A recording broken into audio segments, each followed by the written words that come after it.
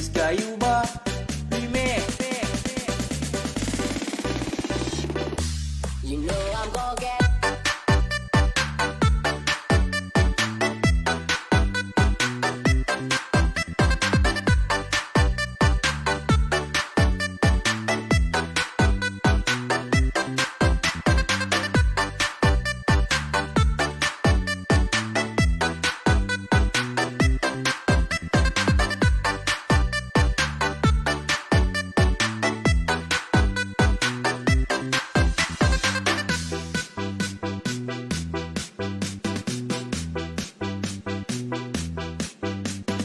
Rizka Yuba Remix.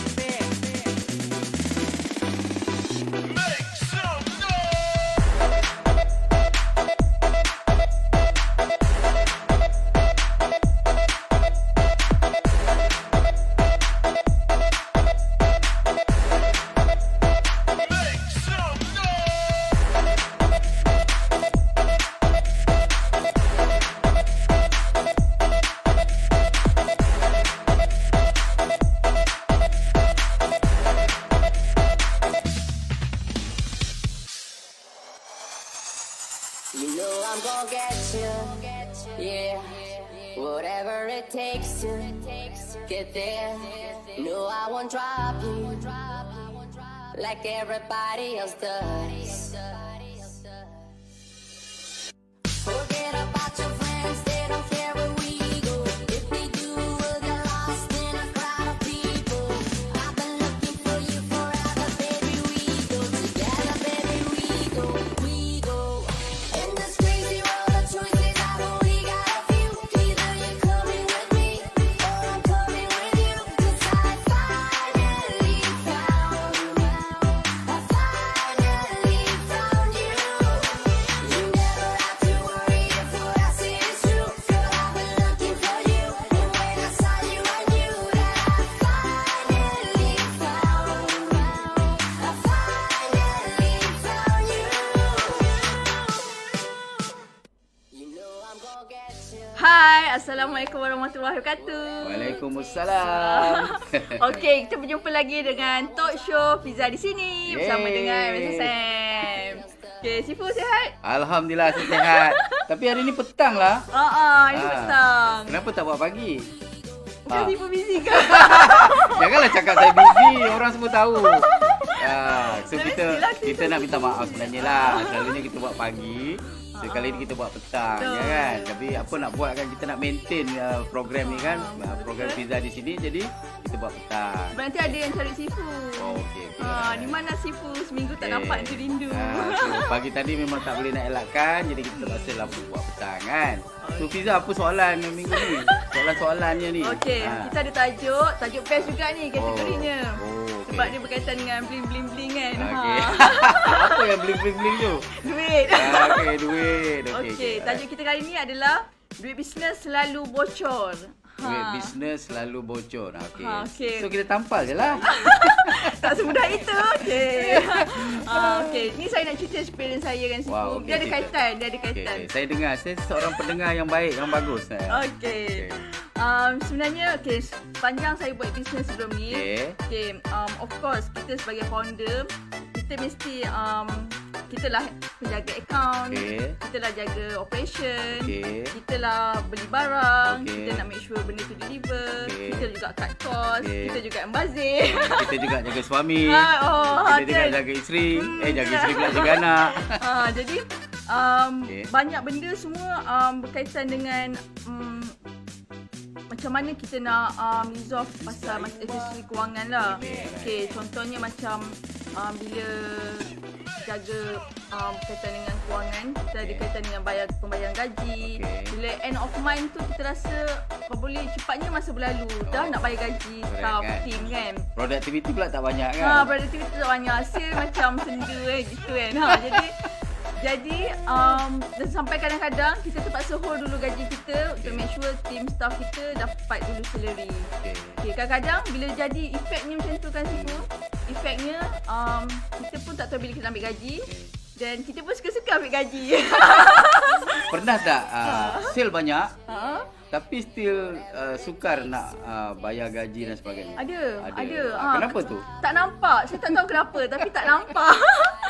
Macam Okey. projek banyak masuk, duit Kan? banyak masuk tapi dia keluar banyak juga. Jadi kita okey. macam tak tahu apa yang select-nya Tak tapi tahu apa yang berlaku lah. tapi end of month of course kita nak kira-kira balik sebab nak bayar gaji. Kita pun nak ambil kita punya part. Correct. Tapi selalu stuck kat situ.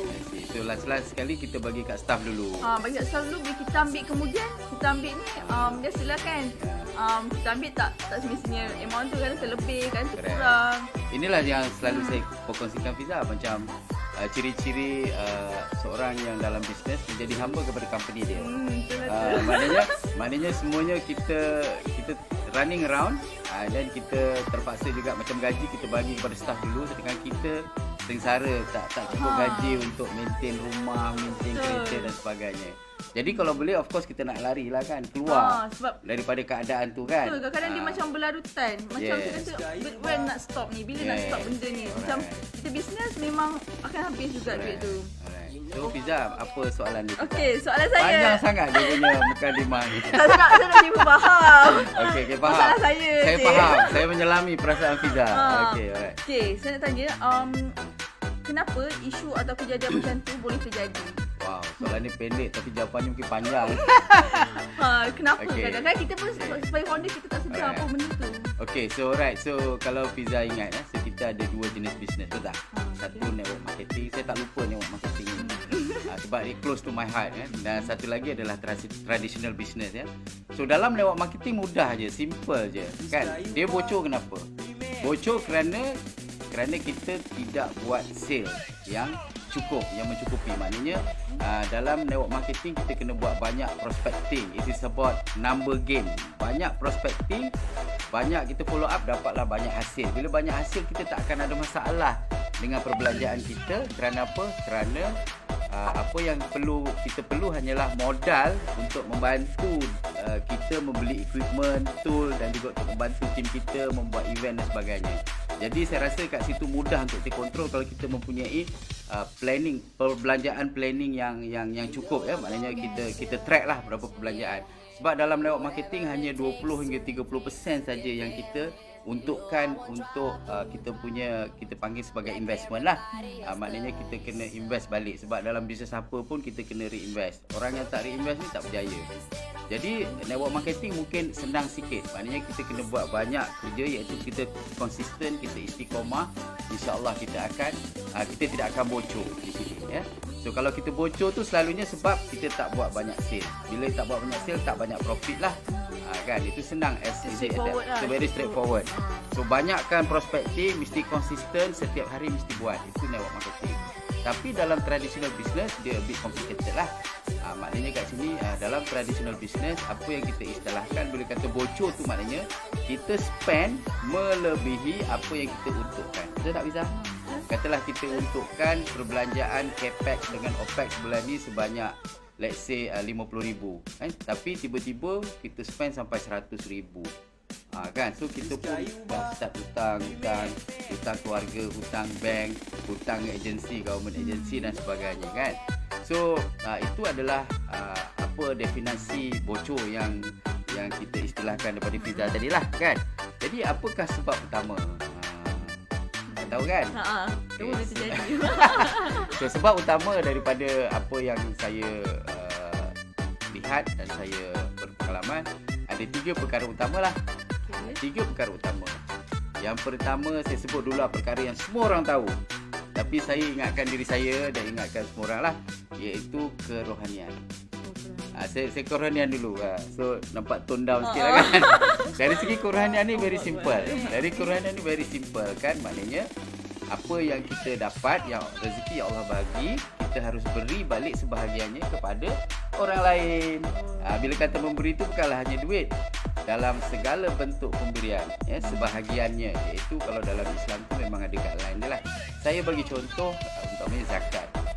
First, adakah kita bayar zakat? Adakah kita bayar income tax? Kan, kemudian kita check pula hasil. Ini yang wajib lah. Adakah hasil itu halal daripada sumber yang halal? Ataupun ataupun benda tu subhah, maknanya banyak sangat perkara subhah dalam perniagaan kita, dalam transaction kita, maka ini sudah tentu memberi satu punca mungkin kenapa rezeki kita tak berkat. Rezeki tak berkat ni dia punya impact dia actually selalu tak rasa tak cukup. Betul. Macam kita lah akaun kita kan, dah hujung bulan apa ni dah habis duit dah, belum hujung bulan kan. So maknanya mungkin lah kita kena reflect diri kita, adakah kita melakukan sesuatu yang tidak sepatutnya kita lakukan. Perkara-perkara yang digalakkan, yang sunnah umpamanya adalah seperti menginfakkan. Kita dah dapat banyak kan, katalah kita dapat profit lah, katalah profit sebulan 100,000. Apa salahnya kita spend, katalah 5%, 10% untuk kita infak. Infak maknanya pemberian kepada orang yang berkehendak ataupun yang tidak berkemampuan dalam bentuk derma dan sebagainya. Itu satu. Kedua, hubungan kita dengan mak ayah kita. Kan, adakah kita selalu ziarah, adakah kita selalu telefon, adakah kita selalu bantu kan. Kemudian kita punya hubungan dengan keluarga kita. Kita kena jaga, Fiza. Sebab apa-apa hal kadang-kadang kita lupa adik-beradik kita sendiri, sedangkan kita bantu orang lain lebih dahulu daripada bantu keluarga kita sendiri. So itu adalah antara, actually banyaklah, list ni panjang. Jadi ini sebagai ingatan kita lah, maknanya kita go to basic dari segi kerohanian. Apakah kita sudah lakukan apa yang sepatutnya kita lakukan sebagai owner of the company yang mendapat rezeki yang Allah bagi. Mungkin kadang-kadang dulu masa kita ada banyak, nantilah kan. Lama-lama kita tak buat.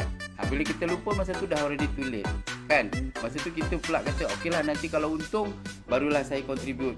Kalau saya okey, so benda tu tak akan datang. Sebab tu ramai kalau kita dengar perkongsian daripada ustaz dan sebagainya, bila kita nak memberi jangan tunggu kita bila kita kaya.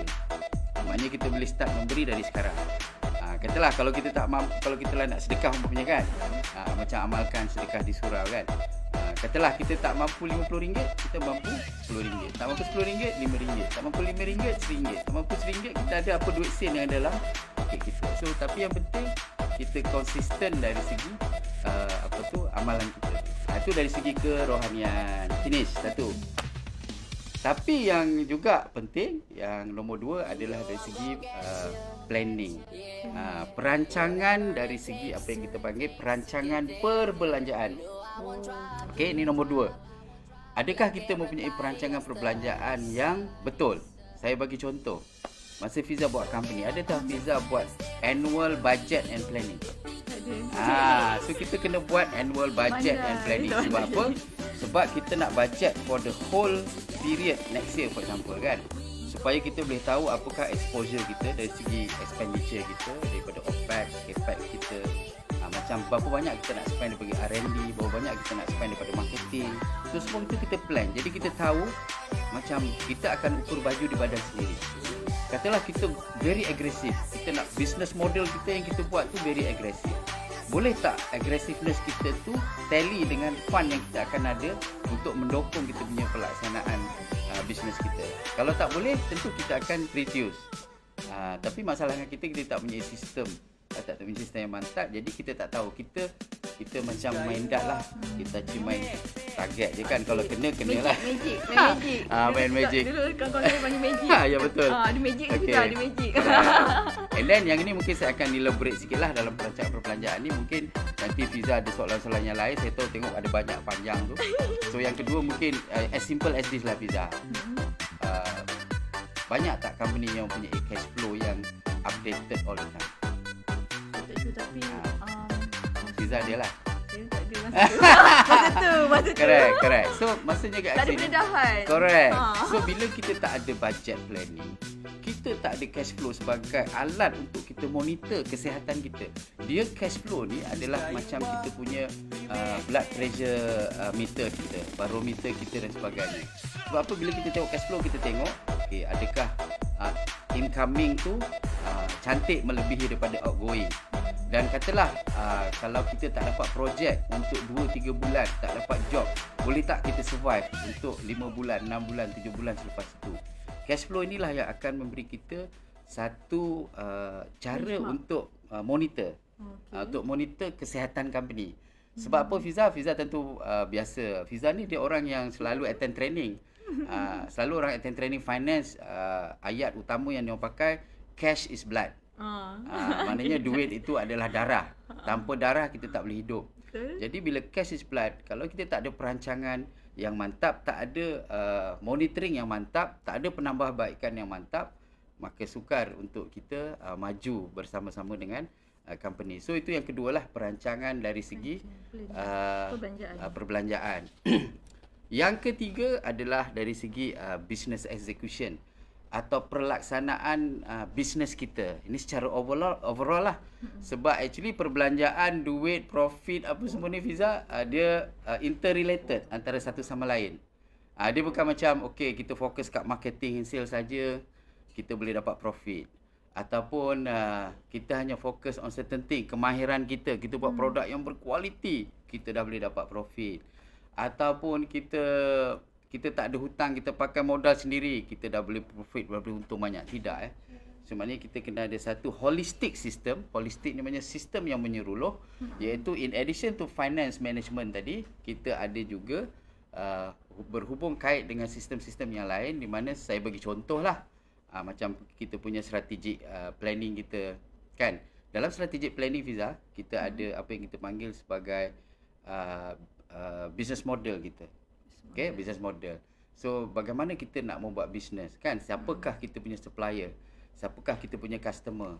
Apakah jenis bisnes yang boleh kita lakukan melalui produk atau services yang kita bina? So kat sinilah kita akan menjadi kreatif, okay, untuk sentiasa ke depan. Tapi kalau kita tak ada business model, kita just semua dalam kepala, susahlah kita nak tahu di mana. So kita nak pinpoint masalah pun susah. Bila kita ada cabaran, kita tak tahu. Sebab apa? Sebab kita tidak ada proses workflow. So business execution tu adalah penting. Saya bagi contoh Fiza. Dulu Fiza buat apa? Construction kan? Construction. Saya bagi contoh. Bila Fiza dapat sale marketing, mesti Fiza celebrate kan? Yeay, dapat projek. Dapat projek katalah 500,000. Pernah kan dapat 500,000 kan? Fiza pun happy kan? So sebab Fiza rasa apa tahu? Oh, ini marginnya 20%. So kita boleh dapat dalam 100,000, betul tak? Tapi sebenarnya akhirnya Fiza tak dapat 100,000 kan? So kenapa? Sebab sistem menyeluruh tu tidak ada. Saya bagi contoh ya. Bila kita dapat marketing and sale, sebenarnya apa yang kita harus lakukan adalah kita hand over kepada project team. Saya bagi contoh. So bila kita hand over kepada project team, kita akan berbincang dengan mereka, okey, ini sebenarnya bajet kita untuk projek ini. Maknanya dari segi time 6 bulan. Okey, dari segi money 350,000. Okey, kemudian dari segi profit margin 20%. Okey, kemudian kita bagilah semua all the project punya detail. Orang marketing bagi dekat orang project supaya orang project meletakkannya sebagai penanda aras dia punya basic KPI dia. Okey. Dan selepas itu masa execute the project, okey. So kita ada tak sistem assurance kita in place? Tak ada. So katalah projek kita 6 bulan. Maknanya kita dari home office atau kita dari corporate atau kita owner of the business, kita datang kat let's say project site, kita check adakah drawing design dah siap sebelum kita procure.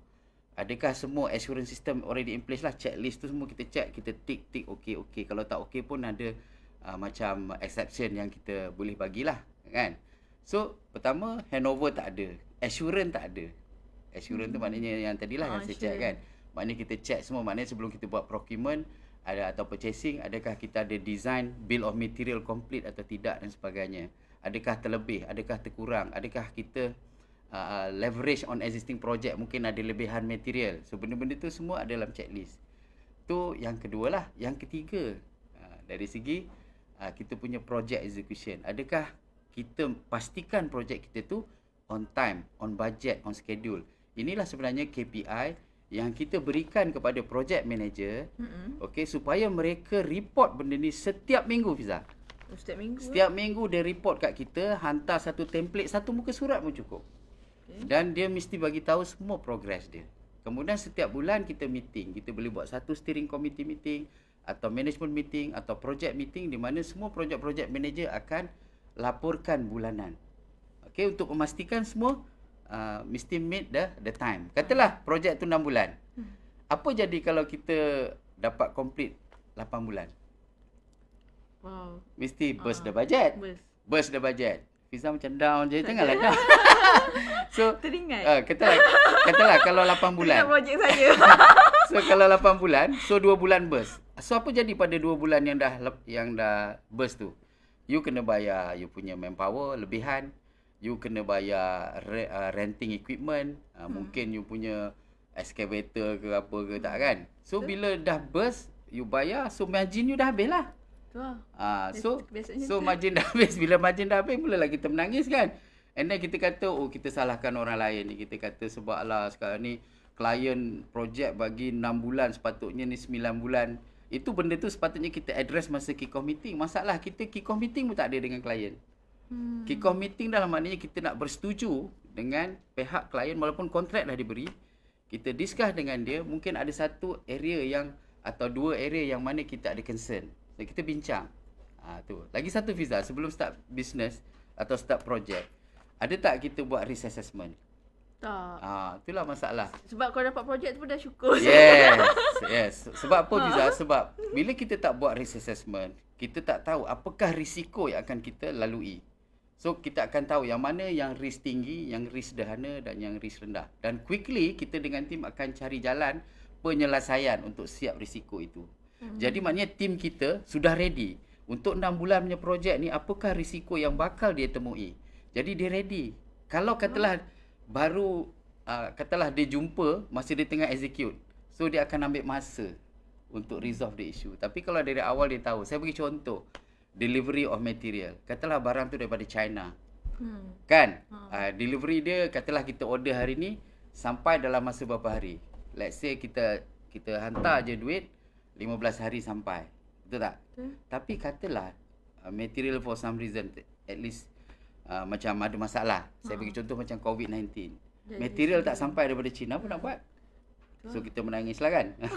Tapi sebenarnya kalau kita mitigate properly, kita akan beritahu, okay, ni risiko dia tinggi. Tanpa material ni projek tak jalan dan kita akan burst the jadual, burst everything. So kita akan buat mitigation. Kita cari alternative supplier.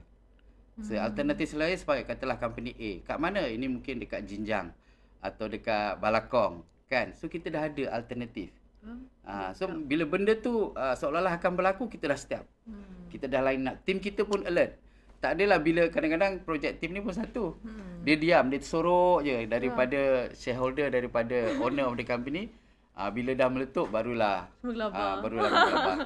Jadi kat situ itulah Fiza, nanti kita akan terangkan dengan lebih detail lagi. Tapi basically ada hubung kaitnya lah dengan overall system, dengan juga financial management. So dari segi kerohanian satu, kedua planning ataupun persediaan ataupun perancangan dari segi perbelanjaan, dan yang ketiga daripada pelaksanaan bisnes itu sendiri, sebab dia berhubung kait dengan financial management. Itu sedikit sebanyaklah Fiza perkongsian saya. So maknanya kat sini macam Fiza tadi duk sebut sale kan. Sebenarnya sale ni tak represent duit dalam akaun kita. Bottom line tu maknanya duit yang dalam akaun bank kita tu sebenarnya bukan daripada sale. Betul. Dia datang daripada profit Fiza. So selepas ni you sebut profit. Okay, profit. Sebab profit ini adalah hasil daripada kerja-kerja baik yang kita mention tadi, iaitu daripada perancangan perbelanjaan yang baik, daripada pelaksanaan bisnes yang mantap tadi, barulah kita dapat profit. Kalau dua-dua ni tak mantap, sale dia katalah 200 juta pun, mungkin dia kerugian. Maknanya sale ni tak menjamin pun keuntungan. Tidak menjamin. Bukan saya kata marketing and sale tu tidak bagus, tapi dia hanya satu daripada banyak komponen untuk menjadikan company kita profitable ataupun kita mendapat bottom line yang kita nak. So begitulah Fiza, secara keseluruhannya bagaimana bisnes kita boleh bocor. Kan? Ada soalan ni situ? Okay, boleh tanya, tak ada masalah. Ada soalan saya nampak ni. Banyak soalan ni kan? Okay, daripada Siti Nurhuda. Apa pendapat Tuan Saiful berkenaan mengambil gaji untuk diri sendiri dalam setiap pendapatan bisnes yang kita lakukan? Okay. Soalan yang bagus. Ini adalah dilema Dilema. Dilema. Itulah saya pun dilema tu. Dilema yang mana macam Fiza cakap lah, macam dia running the show always like one man show kan.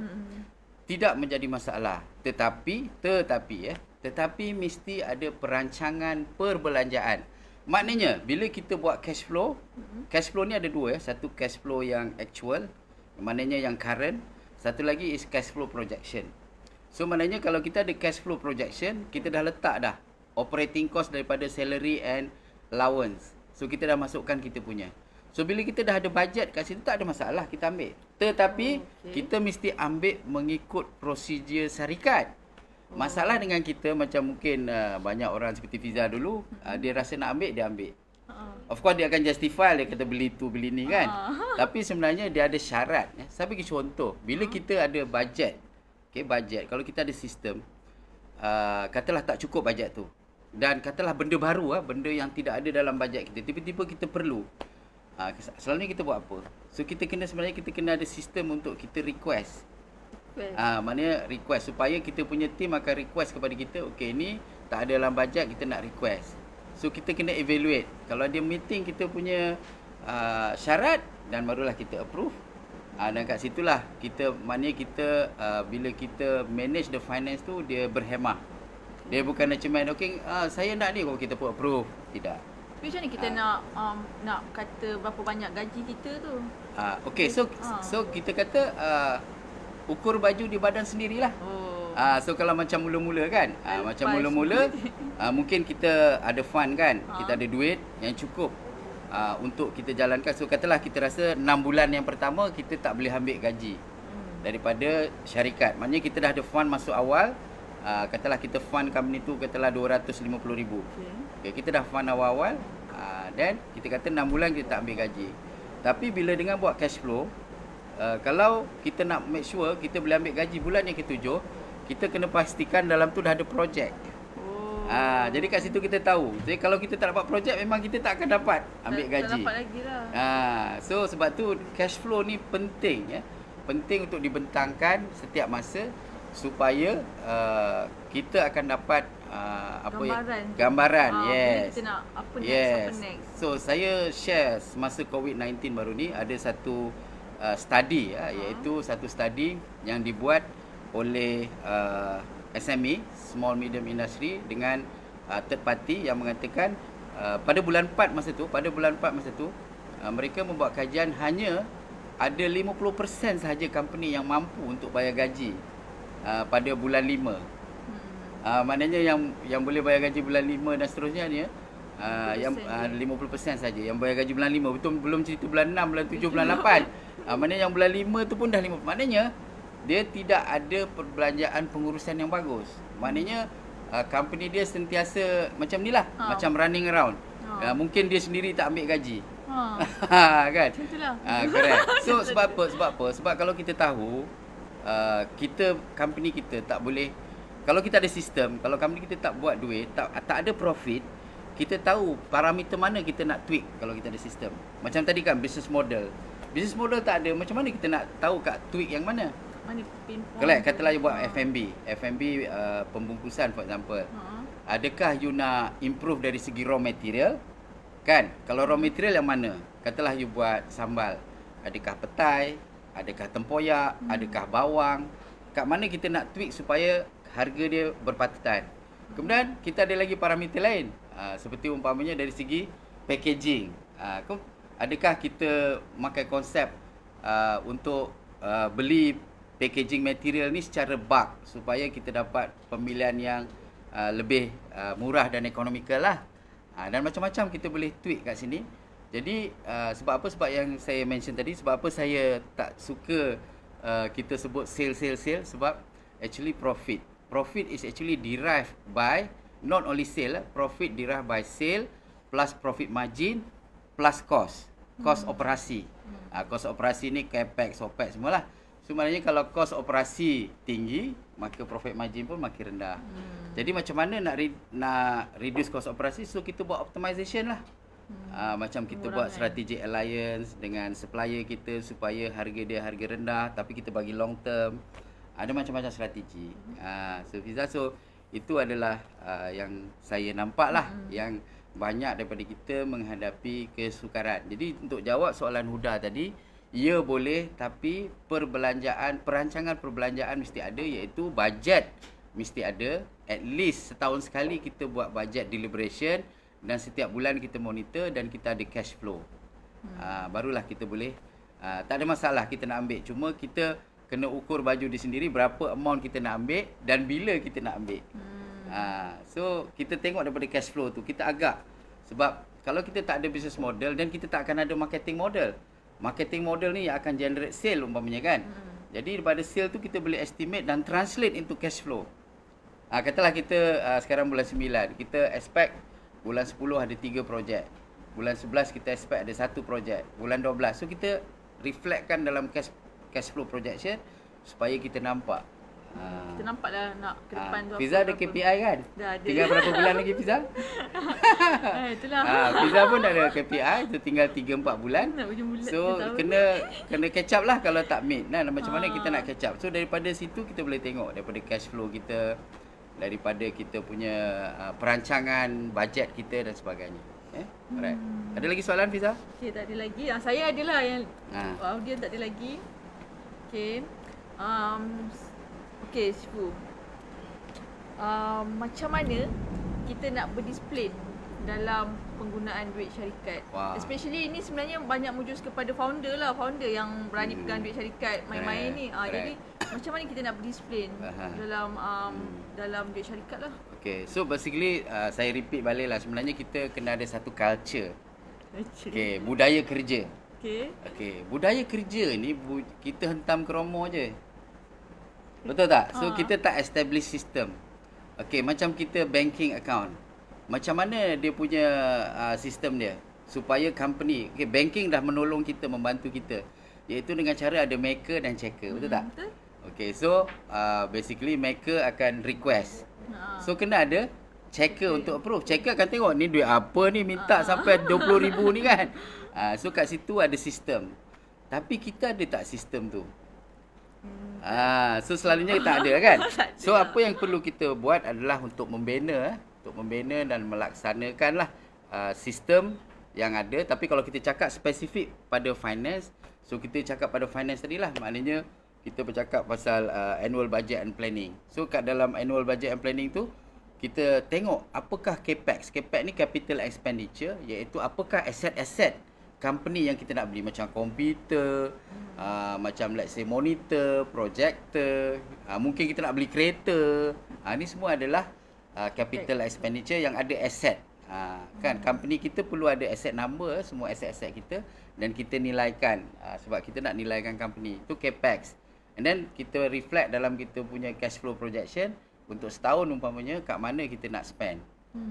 Kemudian kita ada apa yang kita panggil sebagai cash flow monitoring system tadilah. So maknanya kita check all the incoming melalui projek-projek ataupun job-job yang kita akan dapat, dan juga apakah outgoing, iaitu spending yang kita harus spend melalui projek-projek dan melalui aktiviti syarikat. Katalah kita nak buat penambahbaikan, kalau macam katalah kita nak besarkan office, ataupun kalau F&B tu kita nak buat central kitchen lagi satu.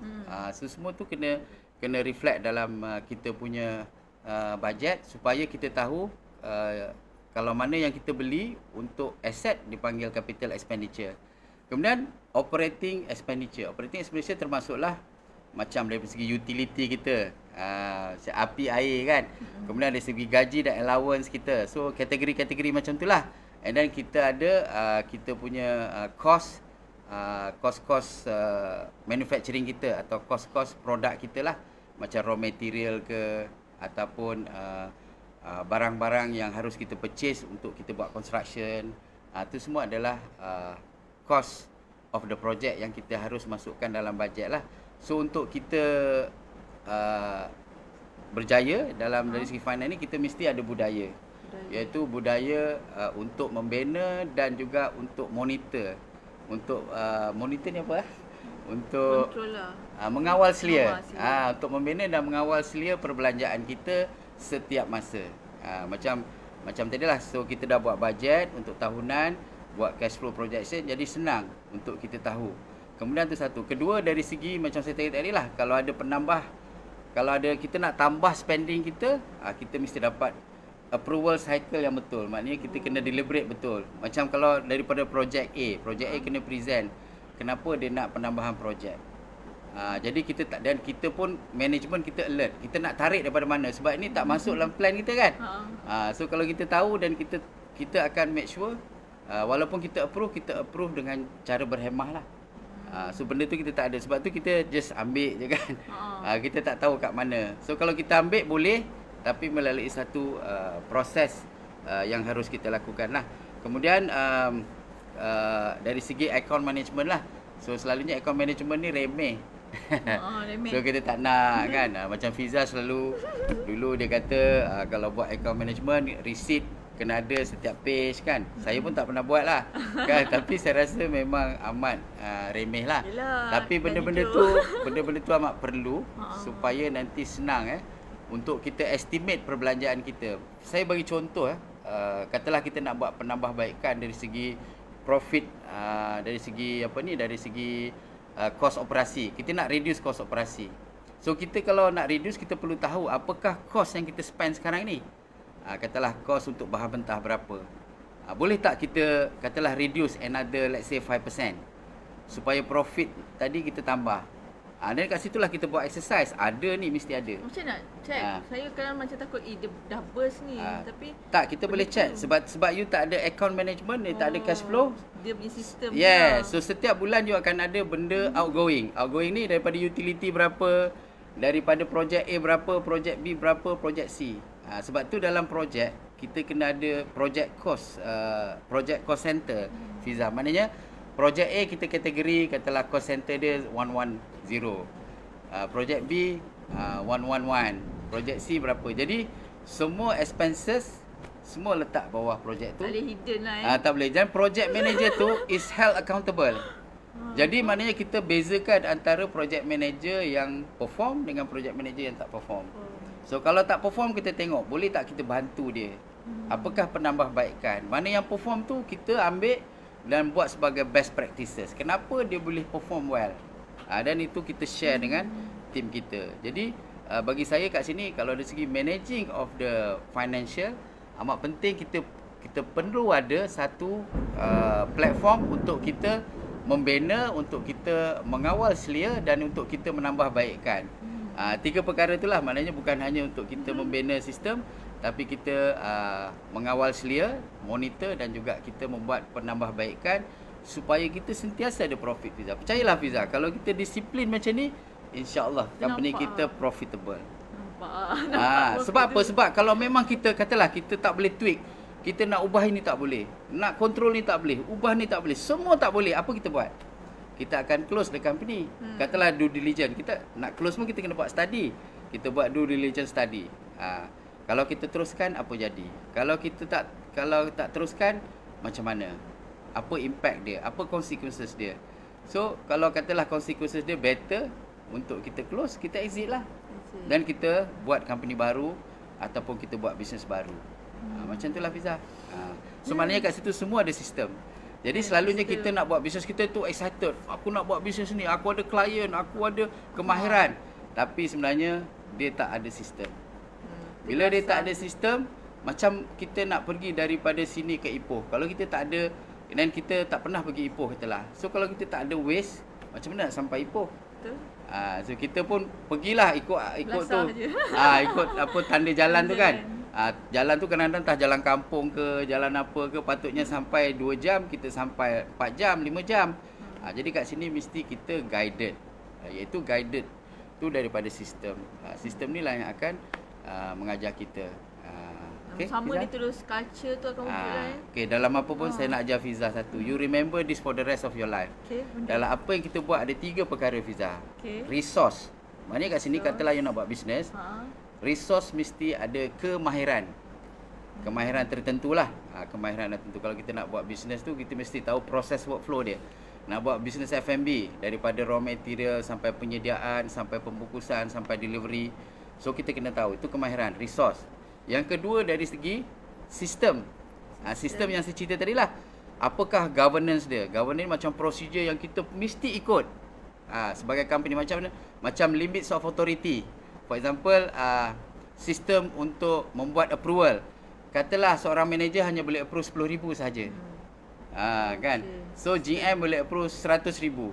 Director lebih daripada katalah 500,000. So LOA tu kena ada. So itu governance dia. Kemudian dari segi assurance. Assurance tadilah yang macam pergi project site check. Adakah semuanya ikut apa yang kita plan. So kita itu sistem. Maknanya kita ada quality management system kita. Yang ketiga, kita mesti ada proses and tools. Peralatan. Ya, maknanya kat sini katalah Fiza in the crossroad. Katalah okey, nak tutup ke atau nak teruskan company. So tools dia kita kena buat due diligence, study. Dan study tu mungkin membuat root cause analysis.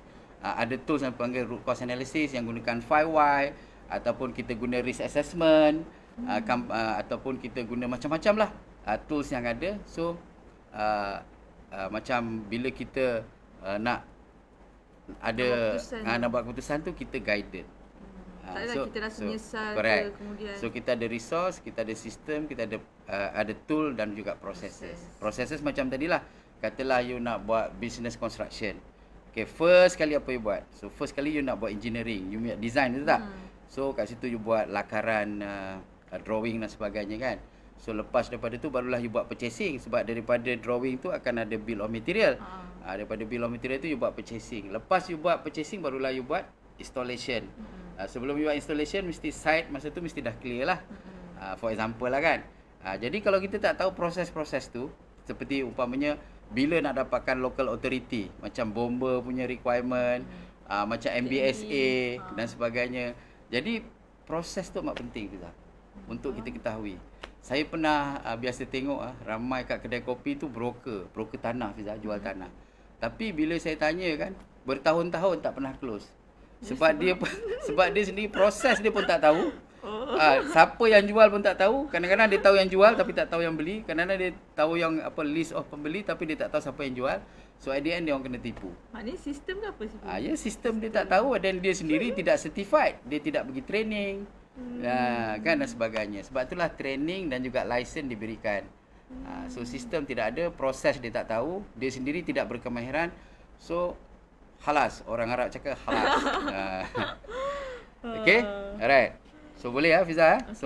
So far so good So far so good lah. Okay. Ramai juga yang tengok kat depan ni. Okay.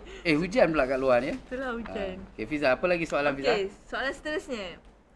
Sekarang kita ada masa lagi 30 minit. 30 minit. Soalan ada tak? Ada. Oh, soalan ni tak ada. Tak ada siapa ada soalan silakan lah. So kita boleh share kalau ada kemuskilan ataupun masalah yang kita alami sekarang so boleh tanya, so kita boleh kongsikan lah. Mana agak-agak boleh pakailah, tak boleh pun tak apa. Inilah dinamakan perkongsian kan. Okay, right. Okay. Soalan seterusnya.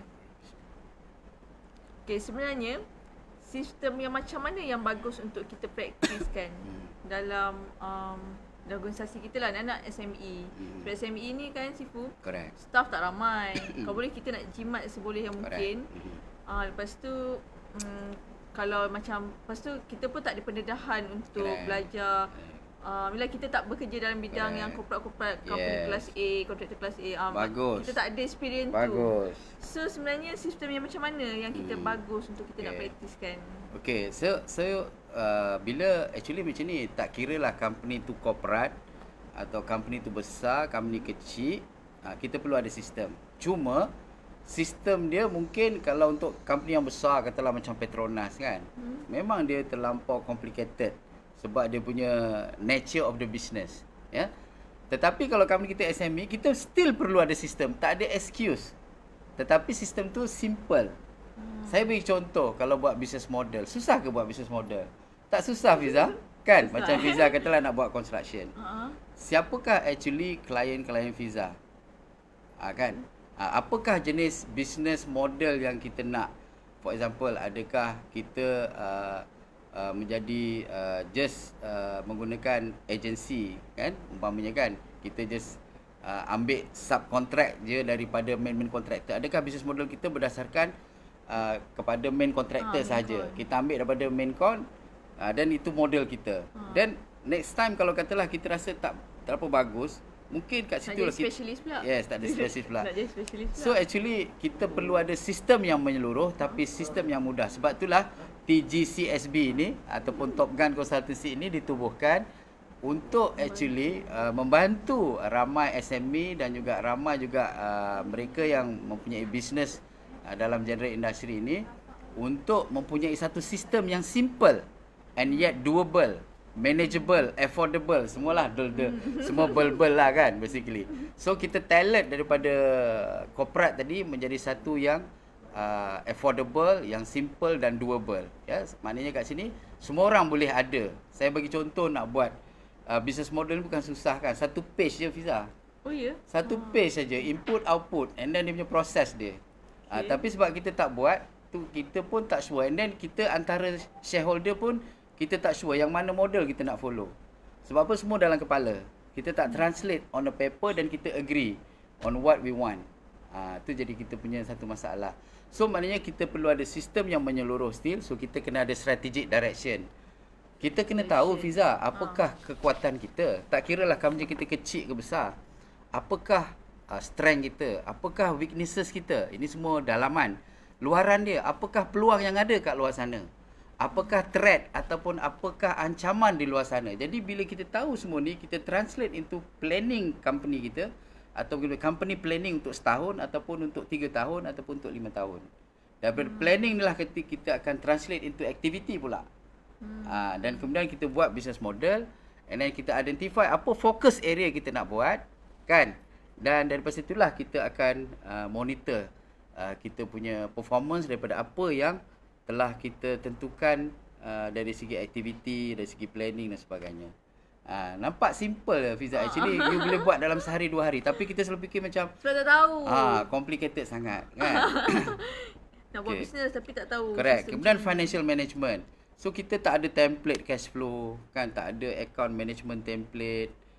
Kan banyak company secretary memberitahu saya Fiza, dia orang mention majority tak ada cash flow.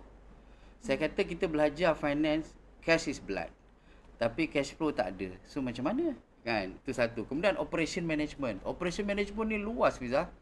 Macam-macam tadilah macam for example kan, cara macam mana kita nak manage resource kan. Macam mana kita nak buat change management. Kalau ada perubahan dari segi market change, perubahan dari segi management pertukaran kepimpinan, semua ni kita tak ada. So kita tak ada. Kemudian kita tak ada quality management system. Assurance tadi tak ada, governance tak ada, work instruction tak ada kan. Orang kata susahnya. Tapi sebenarnya kalau kita disiplin, buat sikit-sikit, lama-lama dia akan complete. Kemudian kita ada apa yang kita panggil sebagai, mungkin kalau kita related dengan project, kita ada project management. Project management ni pun ada dia punya skill set dia yang perlu kita tahu. Jadi daripada sinilah sistem yang menyeluruh inilah yang akan membantu dari segi mengawal selia kita punya finance dalam company supaya tidak bocor. Maknanya dia akan top up. Katalah kalau kita punya bajet keuntungan let's say 1 juta, tetapi dengan cara berhemah, dengan cara sistem kita yang mantap, tiba-tiba dapat 2 juta. So yang setakat bocor sikit-sikit tu boleh tampal anytime. So maknanya kita jangan fokus sangat untuk menampal, tapi kita fokus nak make sure jangan bocor.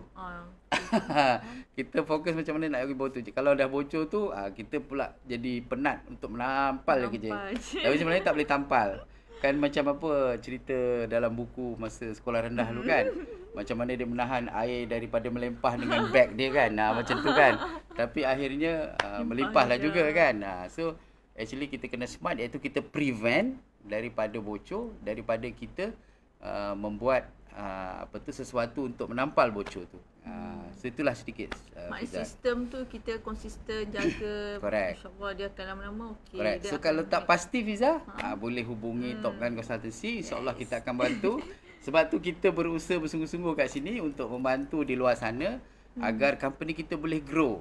Boleh grow kerana apa? Bila company kita tak punya foundation yang kuat, iaitu dari segi leadership, dari segi mindset, dari segi capability, Dan kita tak punya pillar iaitu governance, assurance, change management yang mantap, maka kita tidak mempunyai satu rumah bisnes yang lengkap, tidak mempunyai rumah perniagaan yang lengkap. Jadi company kita tak boleh grow. Kan kita goyang kan. Betul, Tiang tak goyang. cukup kita goyang, foundation tak cukup kita boleh roboh. Macam itulah. So kita kena pastikan benda tu Fiza. Okay, faham. Okey. Okey, apa lagi? Ada lagi? Okay, So siapa yang ada soalan boleh tanya ya. Kita ada berapa minit lagi? kita ada lagi 15 minit kot. 15 minit. Okey. Alright. Okay. Saya pun lepas ni ada meeting lagi insya-Allah di Kuala Lumpur, saya kena bekerja. Oh, ya ke? Okay. Okay, apakah kesan buruk kalau berlanjutan perkara macam ni? Oh, kesan buruk dia senanglah Fiza. Pertama, Apa ni? bukan. Bukan. Maknanya apa implikasi yang kita boleh lihat. Yang pertama, company tu tutup. Lepas tu shareholder dia dalam keadaan bankrupt dan blacklisted. Itu satu keadaan yang paling teruk. Satu. Kedua, company tu tutup, okey, dan dalam keadaan berhutang. Company tutup dalam keadaan berhutang. So yang ketiga, company tu tutup dan berhenti dalam perniagaan. Okey.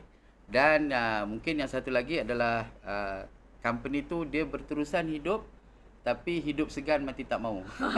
Takut tu. Tak ke mana. Jadi kat sini sebab tu Fiza, bila kita ada masalah, kita kena tweak. Kita kena cepat, kita panggil mekanik. Mekanik ni untuk repair. Mekanik tu kita lah insya-Allah kan. So mekanik tu akan repair. Katalah carburetor dia ke, water pump dia ke, ataupun dia punya lubrication system dia. So kita akan cuba tweak. Kalau tak boleh nak tweak, then kita buat study, due diligence study, sama ada kita perlu exit, tukar bisnes atau improve bisnes kita. So actually insya-Allah ada jalan. So tak sampailah macam for example company tu sampai blacklisted ataupun shareholder dia sampai kena blacklisted atau sampai bankrupt. Maknanya tindakan tu kita lakukan lebih awal supaya tidak menjadi lebih teruk. Malah mungkin boleh improve lah. Itu kita punya hasrat dan kita punya cita-cita lah Fiza. Aspirasi kita untuk membantu. Visi kan. InsyaAllah. Yeah. Okey. Tapi takut juga tu dengar dia punya kesan buruk dia tu. Tapi memang itulah implikasi dia. Dan hari ni kita consult satu company memang macam tu kan. So dia nak buat company, dia bisnes dia dah tengah jalan tapi dia tak boleh sebab nama dia masih lagi blacklisted. So benda ni biasa berlaku. Kalau dah blacklisted nama, nak buat bank account pun tak boleh. Jadi dia pula bisnes, bayangkan bisnes dia tapi dia tak boleh control dia punya banking account. So satu juga masalah. So just sharing lah, bukannya nak nak direct ke certain orang. Tapi sebenarnya ini adalah satu yang biasa berlaku jika kita tidak mengambil tindakan cepat, secepat mungkin. Macam katalah untuk blacklist itu sendiri, sebenarnya kalau kita ambil tindakan awal, iaitu kita sentiasa structure the payment schedule, mungkin boleh ikut kemampuan kita. Betul. Macam itulah. Kadang-kadang kita ni orang founder ni apa sifu nak jimat, jadi Correct. delay jap. Betul. Mana yang boleh delay dah delay. Lama gaji sendiri pun delay. Correct. So kalau kita katalah kita kerja macam tu, maknanya kita macam hamba lah kan. Sebab kita hamba kepada company. Kan. Macam tu. So kita tak nak. Kita nak keluar daripada keadaan tu supaya kita on top of the thing, kita control the company, kita bawa company. Bukan company bawa kita tapi kita bawa company. Boleh macam tiba-tiba nak kat syarikat. Okay, tak apa. Stay dulu sini Fiza. Stay with me. Okay, alright. Okay. Saya nak bagi soalan terakhir. Okay. Bagaimana nak tampal duit bocor? Sebenarnya macam mana pun tiba-tiba dah last minute ni kan, macam dah dalam keadaan kritikal. Macam mana kita nak tampal? Nak kan Sifu, nak bila dah sampai waktu audit. Lepas tu kan nak pula resit hilang. Benda-benda tu selalu berlaku lah di akhir-akhir tahun. Lepas tu kan shareholder pun nak tahu apa cerita-cerita kan. Jadi benda-benda macam ni kadang-kadang memang kita buat tapi itulah kadang tak nampak. Macam mana tu nak nampak? So saya just bagi guide je lah kan. So dia ada 5 perkara utama. 5 perkara utama macam Fiza cakap tadi. Ataupun macam yang saya perkongsikan. Pertama sekali planning Fiza. Planning tadi melalui budget planning. Budget planning dan juga cash flow projection. Itu key Fiza. So budget dan juga expenses punya planning. So, maknanya kita plan kita punya expenses, kita plan kita punya Plan ke bajet. depan sekali. Yes, kita Plan ke depan. Bukannya plan Hanya esok hari ni ataupun hari ni. So kita buat macam berapa lama? macam Setahun? company besar seperti Petronas ni membuat 5 tahun. Oh, 5 tahun. 5 tahun cash flow projection. So bajet pun 5 tahun. Bajet tahun pertama, tahun kedua, ketiga, empat. Yang kedua sampai kelima tu memanglah tak accurate. Tetapi yang paling penting sekali tahun pertama tu mesti accurate. Mesti katalah mungkin plus minus 70% accurate supaya InsyaAllah kita disiplin enough lah. So itu planning yang pertama. Yang kedua disiplin Fiza.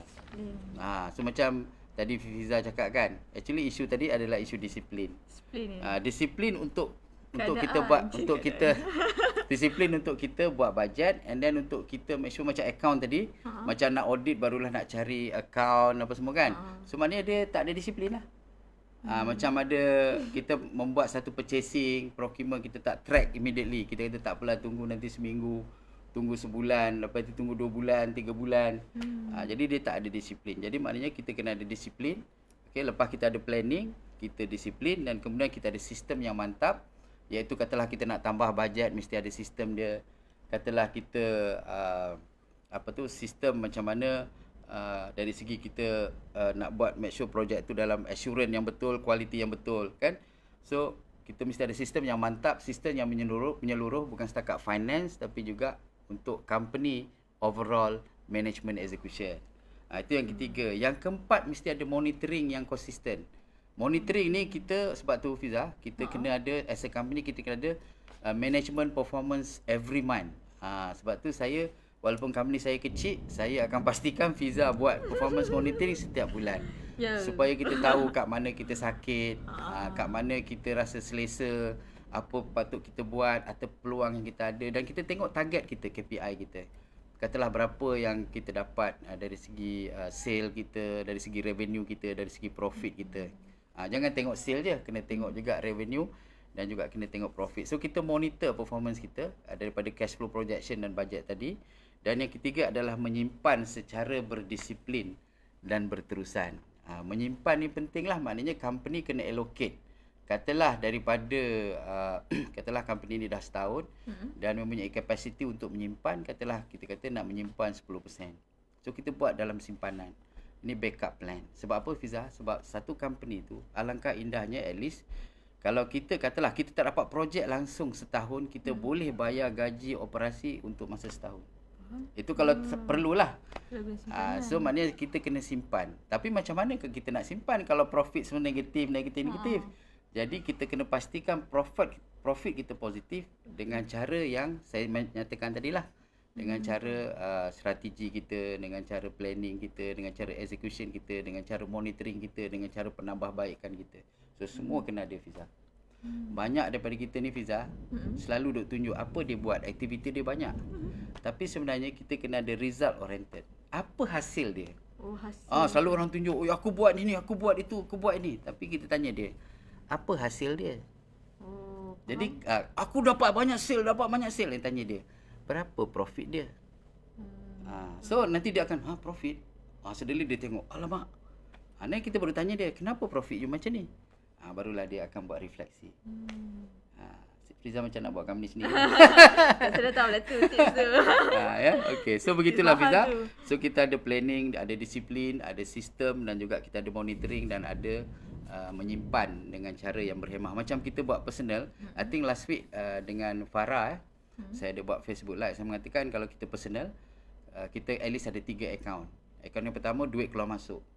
Account yang kedua adalah account perbelanjaan. Account ketiga saving. Jadi kita start mungkin daripada 5% atau 10%. So yang itu yang kita tak usik. Perbelanjaan kita divide into mungkin 2 atau 3. Yang pertama perbelanjaan harian. Itu makan lah, pakaian lah apa. Dan kita perbelanjaan dari segi hutang rumah, hutang kereta, hutang personal loan dan sebagainya. Dan satu lagi mungkin perbelanjaan untuk kita invest dalam bisnes ataupun kita invest dalam let's say bisnes yang kita ada lah. Masa tu mungkin bisnes kecil-kecil kan. So kita ada 2 atau 3 dalam perbelanjaan tu, dan kemudian ada satu saving. So account ada 3, memang insya-Allah mantap Fiza. Account 3 kan. Kalau company siapa? Kalau company dia boleh buat juga sistem apa, tapi company ni bila dia satu account pun dia boleh kawal. Sebab apa? Dia boleh buat project cost. Project cost. Sebab dia dah ada accountant, dia ada financial person. So dalam account tu dia dah ada project A costing, project B costing, project C. So setiap project dah ada dia punya costing dia. Kemudian kalau katalah dia nak ada satu lagi account untuk dia simpan, bolehlah dia simpan kat situ. Sebenarnya kalau company kaedah menyimpan dia ada orang kata macam emas lah, ada orang kata buat dalam bentuk simpanan premium lah. Dia sebenarnya macam mana yang paling best? Itu strategi company. Strategi company sebab apa? Sebab kalau company you memang konsisten, berdisiplin dan sentiasa mendapat profit, you boleh buat yang macam invest yang very very long term. Macam fixed D ke ataupun kita emas ke whatever. Sebab apa? Benda tu kita boleh mengambil masa untuk kita liquefiedkan, macam untuk kita cairkan menjadi duit. Tapi kalau company kita asyik cukup tak cukup, nak belum pergi kedai emas belum simpan lagi emas tu. Dah kena labur dah kena leburkan balik kan. So itulah umpamanya. So yang penting sekali adalah bila kita dah rasa mantap, kita bolehlah invest. For example, invest yang apa yang kita panggil sebagai duit, generate duit lah. Money making machine. Money making machine. So maknanya duit kita generate another duit. Kan? Okay? Menarik perkongsian. Saya boleh cerita lagi lah. Tapi dah keempat. Keempat ya. Fiza dah happy lah. Nak balik dah dia. Tak ada. Ada lagi tahun depan. Okay, alright. So untuk yang bahagian cash flow ni saya nampak lah, jelas lah, maknanya macam bahagian planning paling best, planning dan disiplin lah. Lepas tu semua kena record sistem. Tak kisahlah kita persendirian ataupun sebenarnya bagus juga untuk implement dalam personal Exactly. Cuma yang dalam company tu beza dia. Kalau dalam personal, kenapa 3 account? Sebab kita ni, kita tak ada orang yang akan supervise kita. Jadi untuk kita disiplin, kita kena buat macam tu lah. Ada orang kan yang account saving tu dia buat satu bank yang susah nak buat keluar. You cuba imagine saya tak nak sebutlah bank kan. Ada bank yang nak keluar tu susah. Kan. So boleh. Tapi kalau dalam company, kalau you ada sistem, you tak perlu worry kalau satu account pun. Sebab you dah ada sistem, you nak keluar duit bukan boleh keluar suka-suka. Betul juga.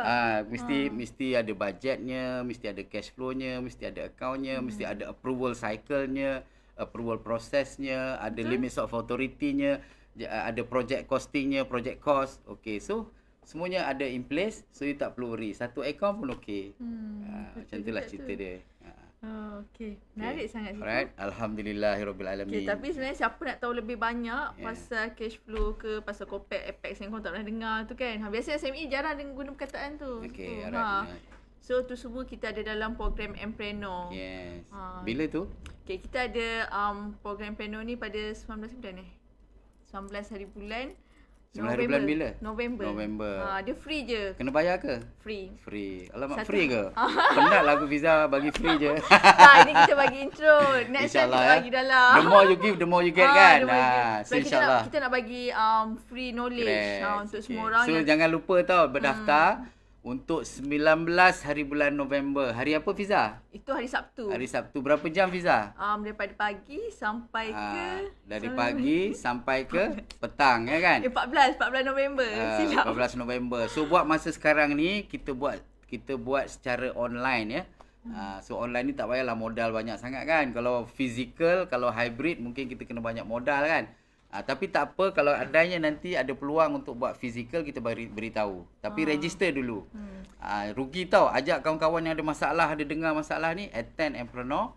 Pada 19 hari bulan ni, insyaAllah kita akan 14 November ni, insyaAllah kita akan berjaya. At least korang tahulah basic knowledge pasal cash flow, pasal develop company.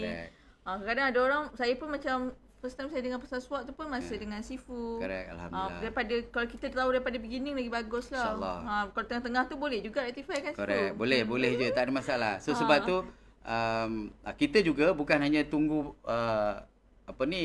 seminar tu lah. Maknanya kalau kita ada company sekarang dan company kita tengah mengalami satu cabaran yang amat getir In fact minggu ni kita prepare berapa quotation kita prepare proposal, ada 3 proposal untuk company yang baru yang baru nak buat, untuk company yang dah 20 tahun lebih yang ada masalah, dan juga company yang memang lama juga yang memang sedang mengalami kerugian yang teruk lah. Jadi kita nak bantu mereka ni insya-Allah kan. So ikut sistem. So jangan ketinggalan kalau ada masalah.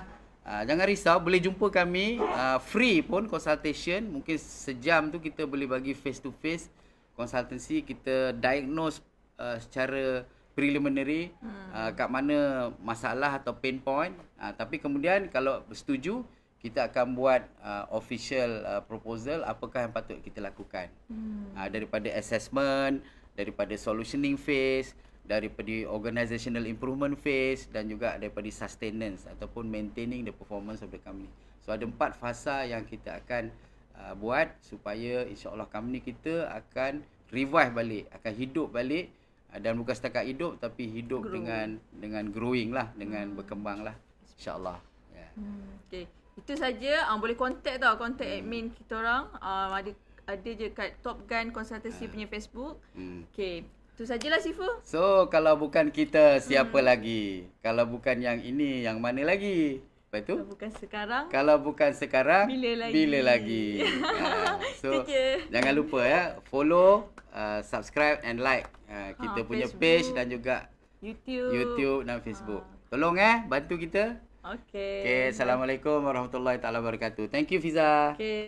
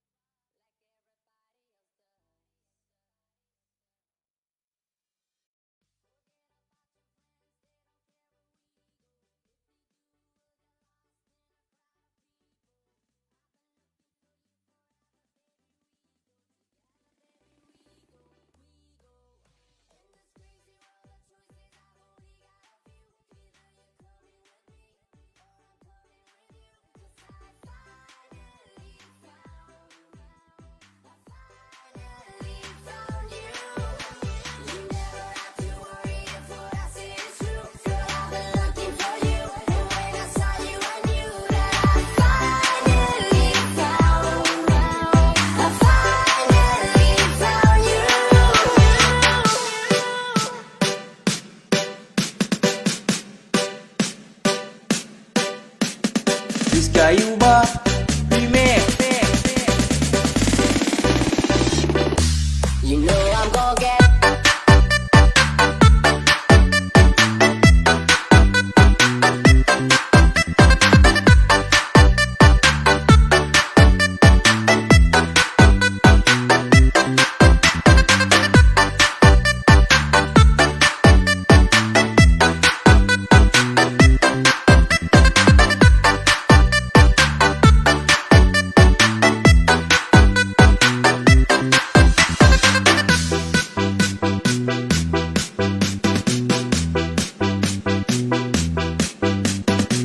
Ayuba Remix.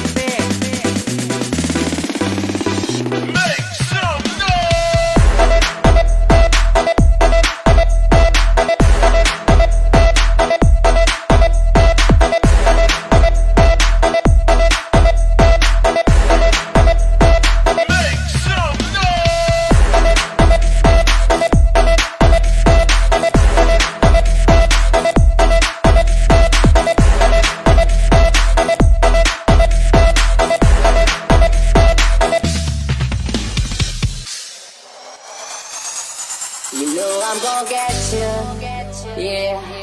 Whatever it takes to get there. No, I won't drop you like everybody else does. Forget about your friends, they don't care where we go. If they do, we'll get lost in a crowd of people. I've been looking for you forever, baby. We go together, baby. We go. In this crazy world of choices, I've only got a few. Either you're coming with me, or I'm coming with you. 'Cause I finally found you. I finally found